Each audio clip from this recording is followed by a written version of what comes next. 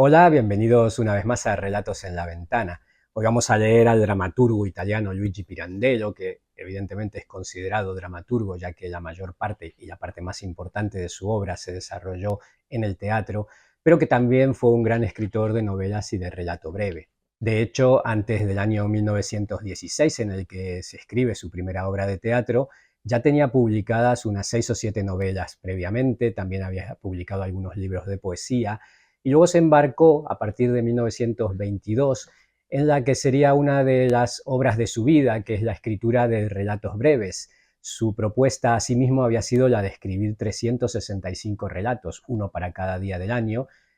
Si bien no alcanzó este objetivo, ya que falleció tempranamente, antes de los 70 años, en 1936, a causa de una pulmonía, sí que dejó escritos un buen puñado de relatos, más de 200, no recuerdo exactamente la cifra, que fueron publicados también a lo largo de su vida en diversos formatos de cuentarios sucesivamente a lo largo de los años. En total llegó a publicar 14 libros de relatos mientras seguía con sus grandes éxitos en el teatro. Por el conjunto de su obra, en 1934 recibe por parte de la Academia Sueca el Premio Nobel de Literatura, que reconocía sobre todo esa forma casi mágica que tenía de hacer análisis psicológicos a través de su obra. Su obra teatral está considerada precursora de lo que luego se consideró el teatro del absurdo, que tuvo su gran auge en la segunda mitad del siglo XX. En cuanto a su vida, él nació en 1867 en Sicilia, en lo que hoy es la ciudad de Agrigento, en el seno de una familia burguesa acomodada. Su padre era un comerciante que luego también pues, tenía una explotación de minas de azufre.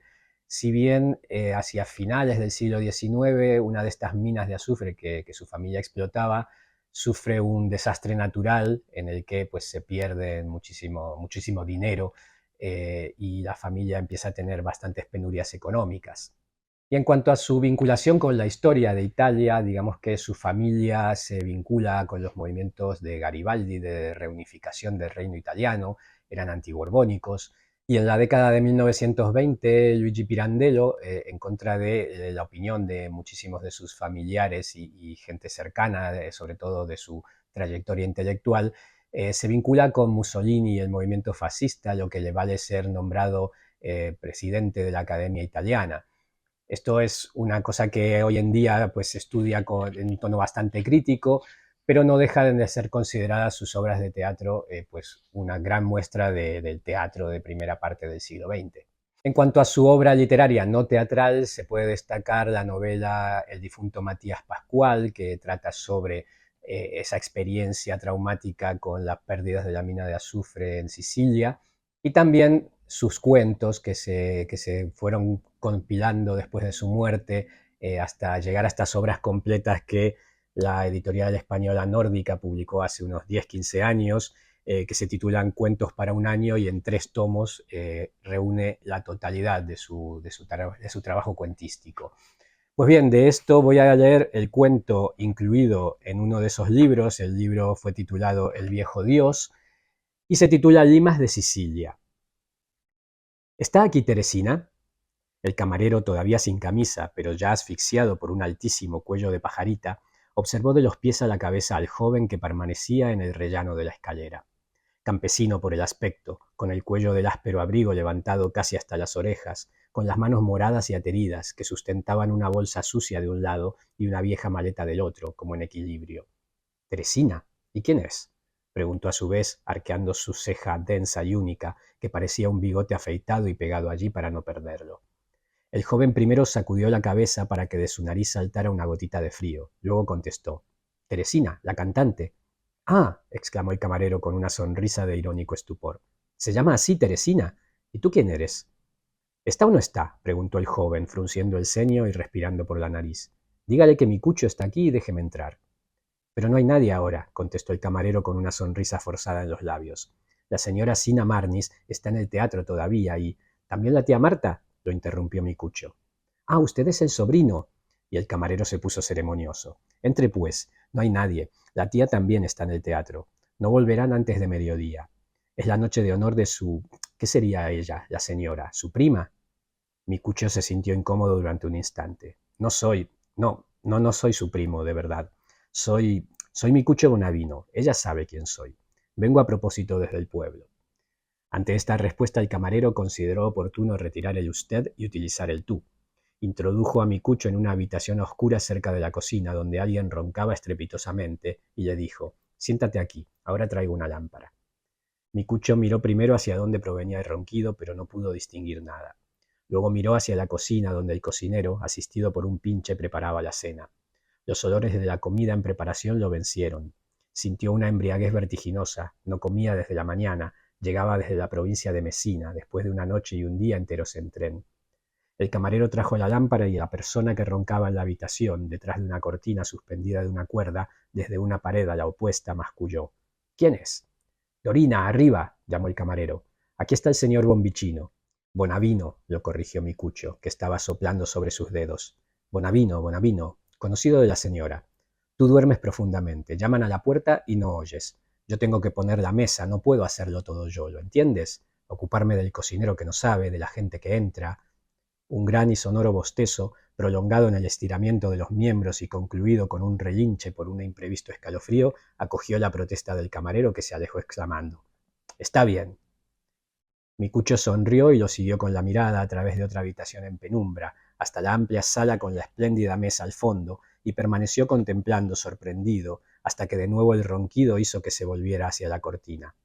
El camarero, con la servilleta bajo el brazo, pasaba y volvía a pasar, maldiciendo entre dientes a Dorina, que seguía durmiendo, o al cocinero, que tenía que ser nuevo, empleado para el evento de aquella noche, y lo fastidiaba pidiendo continuamente explicaciones. Micucho, para no molestarlo, consideró prudente guardar todas sus preguntas para luego. Tendría que decirle o hacerle entender que era el novio de Teresina, pero se resistía, sin saber él mismo el porqué.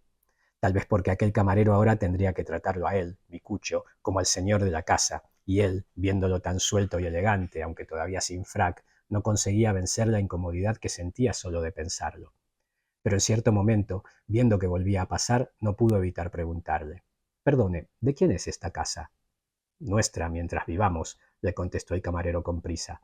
Y Micucho se quedó meneando la cabeza. Caramba, de modo que era cierto. La fortuna, grandes negocios, aquel camarero que parecía un gran señor, el cocinero y el pinche, aquella Dorina que roncaba, todos sirvientes a las órdenes de Teresina. ¿Quién lo hubiera dicho? Veía en su mente el viejo y pobre desván de Mesina, donde Teresina vivía con su madre. 5 años atrás, en aquel desván lejano, si no hubiera sido por él, madre e hija se hubieran muerto de hambre. Y él había descubierto aquel tesoro en la garganta de Teresina. Ella cantaba siempre, en aquel entonces, como un pájaro en los tejados, desconociendo su tesoro. Cantaba para no pensar en la miseria que él intentaba vencer como podía, no obstante la oposición de sus padres, especialmente de su madre. Pero podía abandonar a Teresina, abandonarla porque no tenía nada, mientras él, bueno o malo, tenía un empleo de flautista en la banda municipal. Buena razón. ¿Y el corazón? Ah, había sido una verdadera inspiración del cielo, una sugerencia de la suerte, valorar la voz de ella cuando nadie lo hacía, aquel hermoso día de abril cerca de la ventana del desván que enmarcaba el vivo azul del cielo. Teresina cantaba una apasionada aria siciliana cuya letra Micucho aún recordaba. Aquel día Teresina estaba triste por la reciente muerte de su padre y por la obstinada oposición de los parientes de Micucho, y él también, recordaba, estaba triste, al punto de que le habían brotado lágrimas al escucharla cantar. Muchas otras veces había escuchado aquella aria, pero nunca de aquella manera, nunca. Se había quedado tan impresionado que al día siguiente, sin avisarle a ella ni a su madre, había traído al desván al director de la banda, un amigo suyo. Y así habían empezado las primeras clases de canto, y durante 2 años seguidos había gastado en Teresina casi todo su sueldo. Había alquilado un piano para ella, le había comprado partituras y también le había dado al maestro una compensación suficiente por sus lecciones. Preciosos días, tan lejanos. Teresina ardía en deseos de volar, de lanzarse al porvenir que su maestro le prometía luminoso, y mientras tanto, qué caricias de fuego para demostrarle toda su gratitud y qué sueños de felicidad en común. La tía Marta, en cambio, sacudía la cabeza. Había visto tanto en su vida, pobre viejita, que ya no confiaba en el futuro. Temía por su hija y no quería que ella ni siquiera pensara en la posibilidad de salir de su resignada miseria, y además sabía lo que a él le costaba la locura de aquel sueño peligroso. Pero Teresina y él no la escuchaban, y en vano la tía Marta se había revelado cuando un joven maestro compositor, que había oído a Teresina en un concierto, había declarado que sería un delito no ofrecerle mejores maestros y una educación artística completa. A Nápoles, había que enviarla al conservatorio de Nápoles a toda costa. Y entonces Micucho, sin pensarlo dos veces, había roto con su familia, había vendido una finca que un tío cura le había dejado en herencia y había enviado a Teresina a Nápoles para que estudiara. Desde entonces no había vuelto a verla. Cartas sí, conservaba las cartas que ella le escribía desde el conservatorio y luego las de la tía Marta cuando Teresina había empezado su carrera artística, reclamada por los principales teatros después del debut clamoroso en el San Carlo. Al final de aquellas trémulas cartas escritas como aquella viejita mejor podía, siempre había dos palabritas de ella, de Teresina, que nunca tenía tiempo para escribir. Querido Micucho, confirmo lo que te cuenta mamá, cuídate y quiéreme. Habían decidido que él le dejaría 5 o 6 años para abrirse camino libremente, ya que ambos eran jóvenes y podían esperar. Y durante los 5 años que ya habían pasado, siempre había mostrado aquellas cartas a quien quisiera verlas, para borrar las calumnias de sus parientes contra Teresina y su madre. Luego había enfermado, había estado a punto de morir, y en aquella ocasión, sin que él lo supiera, la tía Marta y Teresina le habían enviado una buena suma de dinero. Una parte ya había sido gastada durante la enfermedad, pero el resto lo había arrancado a viva fuerza de las rapaces manos de sus parientes, y ahora sí venía a devolvérselo a Teresina. Porque dinero ni pensarlo, no lo quería. No porque le pareciera limosna, considerando que él había gastado tanto en ella, pero nada, no sabía expresarlo, y ahora menos que antes en aquella casa, nada de dinero. Había esperado durante tantos años, podía seguir esperando. Si Teresina tenía dinero en exceso, era señal de que su porvenir se había abierto, y por eso era tiempo de que se cumpliera la antigua promesa, a despecho de quien no quería creer en ella. Micucho se levantó, con el ceño fruncido como para convencerse de esta conclusión. Sopló de nuevo sobre sus manos frías y dio algunos pisotones. —¿Frío? —le dijo al pasar el camarero. —Falta poco. Ven a la cocina, estarás mejor. Micucho no quiso seguir el consejo del camarero, que con aquel aire de gran señor lo desconcertaba y lo irritaba. Volvió a sentarse y a pensar, consternado. Poco después un timbrazo lo sorprendió. —¡Dorina, la señora! —gritó el camarero poniéndose rápidamente el frac mientras corría a abrir, pero viendo que Micucho hacía ademán de seguirlo, se detuvo de pronto para advertirle: —Quédate aquí. Deja que antes le advierta de tu presencia. —¡Oy, oy, oy! —se lamentó una voz somnolienta detrás de la cortina, y poco después apareció una mujerona ruda, que arrastraba una pierna y no conseguía abrir los ojos, con un chal de lana subido hasta la nariz y el pelo teñido de oro.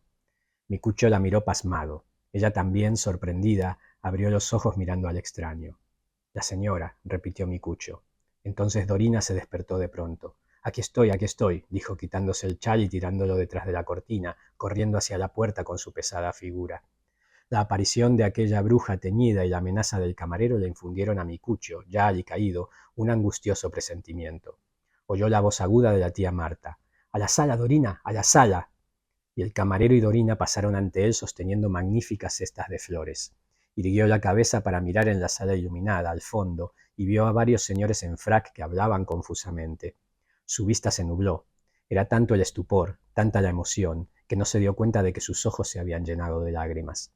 Los cerró y en aquella oscuridad se recogió en sí mismo, como para resistir el dolor que le provocaba una risa larga y aguda. ¿Era Teresina? Dios, ¿por qué se reía de aquella manera? Un grito reprimido hizo que volviera a abrir los ojos y vio, irreconocible, a la tía Marta, con el sombrero en la cabeza. Pobrecita, oprimida por una rica y espléndida mantilla de terciopelo. —¿Cómo? —Micucho, ¿tú aquí? —Tía Marta —exclamó él un tanto asustado contemplándola. —¿Cómo? —continuó la viejita trastornada—. ¿Sin avisar? ¿Qué ha pasado? ¿Cuándo has llegado? —Justo esta noche. ¡Oh, Dios, Dios! He venido para... balbuceó Micucho sin saber qué decir. —Espera —lo interrumpió la tía Marta—. ¿Cómo hacemos? ¿Cómo hacemos? ¿Ves cuánta gente, hijo mío? Es la fiesta de Teresina, es su noche. Espera un poco aquí. Si usted, intentó decir Micucho con la garganta oprimida por la angustia, si usted cree que tengo que irme... No, espera un poco, te digo, se apresuró a contestarle la buena viejita sumamente incómoda. Pero yo, continuó Micucho, no sabría dónde ir en esta ciudad, ahora. La tía Marta lo dejó solo indicándole con una mano que esperara y entró en la sala, donde poco después a Micucho le pareció que se iniciaba una vorágine. De pronto el silencio. Luego oyó, claras y definidas, estas palabras de Teresina. —Un momento, señores. y de nuevo su vista se nubló a la espera de que ella apareciera, pero Teresina no apareció, y la conversación siguió en la sala. En cambio, después de unos minutos que a él le parecieron eternos, volvió la tía Marta sin sombrero, sin mantilla, sin guantes, menos incómoda. Esperemos un poco aquí, ¿te parece bien?, le dijo. Yo estaré contigo. Ahora se cena. Nosotros nos quedaremos aquí. Dorina nos pondrá esta mesa y cenaremos juntos. Nos acordaremos de los tiempos pasados, ¿eh? Me parece mentira que estés aquí, hijo mío, aquí, apartado. Como entenderás, allí hay tantos señores. Ella, pobrecita, no puede evitarlo. Se trata de su carrera, ¿lo entiendes? ¿Cómo hacemos? ¿Has visto los diarios? Grandes noticias, hijo mío. Pero yo, siempre inestables, como las olas. Me parece mentira poder estar aquí contigo esta noche. Y la buena viejita que había hablado y hablado para no darle tiempo a mi cucho para pensar, finalmente sonrió y se frotó las manos, mirándolo con ternura. Dorina vino a poner la mesa deprisa, porque en la sala ya había empezado la cena. ¿Vendrá?, preguntó mi cucho, sombrío, con voz angustiada. Digo, al menos para verla. Claro que vendrá, le contestó enseguida la viejita, esforzándose para vencer su turbación. Apenas tenga un momento, ya me lo ha dicho. Se miraron y ambos sonrieron, como si por fin se reconocieran. A través de la incomodidad y de la emoción, sus almas habían encontrado el camino para saludarse con aquella sonrisa. Usted es la tía Marta, decían los ojos de mi cucho, y tú eres mi cucho, mi querido y buen hijo, siempre el mismo, pobrecito, decían los de la tía Marta. Pero enseguida la buena viejita bajó la mirada para que mi cucho no leyera nada más en ella. Se frotó de nuevo las manos y dijo, ¿comemos? Tengo un hambre, exclamó alegre y confiado mi cucho. Primero persignémonos, aquí puedo hacerlo contigo, añadió la viejita con aire coqueto, guiñó un ojo y se persignó. El camarero vino para servir el primer plato. Mi cucho observó atentamente cómo la tía Marta cogía su porción del plato, pero cuando le tocó a él, al levantar las manos, pensó que estaban sucias por el largo viaje, se sonrojó, se confundió, levantó los ojos mirando al camarero, quien ahora, muy amable, hizo una leve reverencia con la cabeza y le sonrió como para invitarlo a servirse. Afortunadamente la tía Marta lo sacó del apuro. Deja, mi cucho, te sirvo yo. La hubiera besado de la gratitud. Con la porción en el plato, apenas el camarero se fue, se persignó con prisa. Muy bien, hijo, le dijo la tía Marta. Y él se sintió feliz, en su sitio, y se puso a comer como nunca había comido en su vida, sin pensar en sus manos ni en el camarero. Pero cada vez que éste, al entrar o al salir de la sala, abría la puerta de cristal y del otro lado llegaba una oleada de palabras confusas y risas, se giraba turbado y miraba los ojos dolidos y afectuosos de la viejita, como para leer en ellos una explicación. En cambio leía la petición de no preguntar nada, por el momento, de posponer las explicaciones. Y ambos se sonreían de nuevo y volvían a comer y a hablar del pueblo lejano, de amigos y conocidos, por quienes la tía Marta le preguntaba sin parar. ¿No bebes? Mi cucho extendió la mano para coger la botella cuando la puerta de la sala se abrió. Un crujido de seda, pasos apresurados, un resplandor, como si la habitación se hubiera iluminado violentamente para cegarlo. Teresina, y la voz, por el estupor, murió en sus labios. ¡Ah, qué reina! Con el rostro en llamas, los ojos y la boca muy abiertos, la contempló atontado. Ella, así, con el escote que casi mostraba su pecho, los hombros y los brazos desnudos, brillante de gemas y sedas. No la veía, no la veía como a una persona viva y real ante sus ojos. ¿Qué le decía? Tampoco reconocía la voz, los ojos, la sonrisa de ella en aquella aparición de ensueño. ¿Cómo va? ¿Ya estás bien, mi cucho? Bien, bien. Has estado enfermo, si no me equivoco. Nos veremos dentro de poco. Quédate aquí con mi mamá mientras tanto. Estamos de acuerdo, ¿verdad? Y Teresina, haciendo crujir la seda, se escapó de la sala. ¿No comes más?, preguntó atenta poco después la tía Marta para romper el aturdimiento de mi cucho. Este apenas se volvió a mirarla. Come, insistió la vieja señalándole el plato. Mi cucho se llevó 2 dedos al cuello de su camisa arrugada y se lo estiró intentando respirar profundamente. Comer. Y agitó varias veces los dedos cerca del mentón como si saludara, como diciendo, no puedo. Permaneció en silencio, desconsolado, absorto en la visión anterior. Luego susurró, ¿cómo ha cambiado? Y vio que la tía Marta sacudía amargamente la cabeza y que había dejado de comer ella también, como si esperara. Ni pensarlo, añadió luego como para sí mismo, cerrando los ojos. En aquella oscuridad veía el abismo que se había abierto entre ellos dos. No, ya no era ella. Aquella no era su Teresina. Todo se había acabado. Hacía mucho tiempo y él, tonto, solo ahora se daba cuenta. Se lo habían dicho en el pueblo y él se había obstinado en no creérselo. Y ahora, ¿qué hacía allí, en esa casa? Si todos aquellos señores, si el camarero hubieran sabido que él, Micuccio Bonavino, se había roto los huesos viniendo desde tan lejos, 36 horas en tren, creyendo en serio que todavía era el novio de aquella reina, quién sabe cuánto se hubieran reído, incluido el cocinero, el pinche y Dorina. Qué risas, si Teresina lo hubiera llevado consigo a la sala diciendo, miren, este pobre flautista dice que quiere convertirse en mi marido. Ella se lo había prometido, es verdad, pero ¿cómo hubiera podido suponer que sería tal la metamorfosis? Y también era verdad que él le había abierto aquel camino y le había permitido encaminarse por él, pero Teresina había llegado tan lejos que él, siempre el mismo, tocando la flauta en la plaza los domingos, ¿cómo podría alcanzarla? Ni pensarlo. ¿Y qué era para ella el dinero que él había gastado tras convertirse en una gran señora? Se avergonzaba solo de pensar que alguien pudiera sospechar que él, con su llegada, quisiera reclamar algún derecho por aquel dinero miserable. En aquel momento recordó que llevaba consigo el dinero que Teresina le había enviado durante la enfermedad. Se sonrojó, sintió la deshonra y se metió una mano en el bolsillo del pecho donde tenía la billetera. Había venido tía Marta, dijo con prisa, también para devolveros este dinero que me enviasteis. ¿Qué ha querido ser? ¿Un pago? ¿Una devolución? Veo que Teresina se ha convertido en una... sí, en una reina. Veo que... nada, ni pensarlo. Pero este dinero no merecía esto. Se ha acabado y no hablemos más del tema. Pero nada de dinero. Me sabe mal que no esté todo. ¿Qué dices, hijo mío? Intentó interrumpirlo la tía Marta, triste y con lágrimas en los ojos. Micucho le hizo una señal para que permaneciera en silencio. No lo he gastado yo. Lo han hecho mis parientes durante la enfermedad sin que yo lo supiera. Pero compensa lo poco que yo gasté entonces, ¿se acuerda? No pensemos en ello. Aquí está el resto y yo me voy. ¿Cómo? ¿Con tanta prisa? Exclamó la tía Marta intentando retenerlo. Espera al menos que se lo diga a Teresina. ¿No has oído que quería verte? Voy a decírselo. No, es inútil, le contestó Micucho firme. Déjela con aquellos señores. Allí está bien, es su lugar. Yo, pobrecito, la he visto y me ha bastado con eso. O más bien, vaya también usted, vaya allí. Oye cómo se ríen. Yo no quiero que se rían de mí. Me voy. La tía Marta interpretó en el peor sentido esta decisión repentina de Micucho, como un acto de desdén, una reacción por los celos. Le parecía, pobrecita, que todos, viendo a su hija, tenían que concebir la triste sospecha por la cual ella lloraba inconsolable, arrastrando sin tregua su duelo secreto en el tumulto de aquella vida de lujo odioso, que deshonraba indecentemente su cansada vejez.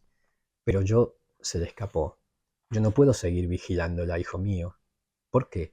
Preguntó entonces Micucho, leyendo de pronto en los ojos de la tía Marta la sospecha que él todavía no había concebido, y su rostro se ensombreció. La viejita se perdió en su propia pena y se tapó el rostro con las manos temblorosas, pero no pudo refrenar el acceso de llanto. Sí, sí, vete, hijo mío, vete, dijo ahogada por los sollozos. Ya no es para ti, tienes razón. Si me hubieras escuchado. De modo que, prorrumpió Micucho inclinándose sobre ella y arrancándole con fuerza una mano del rostro, pero la mirada con que ella le suplicó piedad, llevándose un dedo a los labios, fue tan triste y miserable que él se detuvo y añadió en otro tono, esforzándose por hablar en voz baja. Ah, de modo que ella ya no es digna de mí. Basta, basta, me voy igualmente. Ahora, qué tonto, tía Marta, no lo había entendido. No llore, no pasa nada. Buena suerte. Cogió la maleta y la bolsa de debajo de la mesa y estaba a punto de irse, cuando recordó que allí, en aquella bolsa, había unas hermosas limas que le había traído a Teresina desde el pueblo. Oh, mire, tía Marta, dijo. Abrió el saco y resguardándolo con un brazo, volcó aquellos frutos frescos y fragantes sobre la mesa. Luego añadió, ¿y si lanzara todas estas limas contra aquellos caballeros? Por caridad, gimió la vieja entre lágrimas, haciéndole una nueva y suplicante señal para que se callara. No, nada, contestó Micucho, riéndose agrio y metiéndose en el bolsillo la bolsa vacía. Se las había traído a ella, pero ahora se las dejo a usted, tía Marta, solo a usted. Cogió una y la acercó a la nariz de la tía Marta. Saboree, tía Marta, saboree el olor de nuestro pueblo. Y pensar que también he pagado el arancel aduanero. Ya es suficiente, solo para usted. A ella dígale buena suerte de mi parte. Cogió la maleta y se fue, pero por la escalera un sentimiento angustioso de pérdida lo venció. Solo, abandonado, de noche, en una ciudad grande y desconocida, lejos de su pueblo, decepcionado, triste, como un toro sin cuernos. Llegó al portón, vio que llovía a cántaros. Volvió a entrar, subió un tramo de escalera, se sentó en el primer escalón y apoyando los codos en las rodillas con la cabeza entre las manos, se puso a llorar silenciosamente. Hacia el final de la cena, Sina Marnis apareció de nuevo en la habitación. Encontró a su mamá que lloraba, ella también, sola, mientras aquellos señores en la sala reían. ¿Se ha ido?, preguntó sorprendida. La tía Marta asintió con la cabeza sin mirarla. Sina clavó los ojos en el vacío, absorta, luego suspiró. Pobrecito. Pero enseguida tuvo el impulso de sonreír. Mira, le dijo su madre, sin refrenar las lágrimas con el pañuelo. Te había traído unas limas. Oh, qué bonitas, exclamó Sina. Acercó un brazo a la cintura y con la otra mano cogió todas las limas que podía llevar. No, allí no, protestó vivamente su madre. Pero Sina se encogió de hombros y corrió a la sala gritando: ¡Limas de Sicilia! ¡Limas de Sicilia! Este es el relato Limas de Sicilia de Luigi Pirandello. Espero que os haya gustado.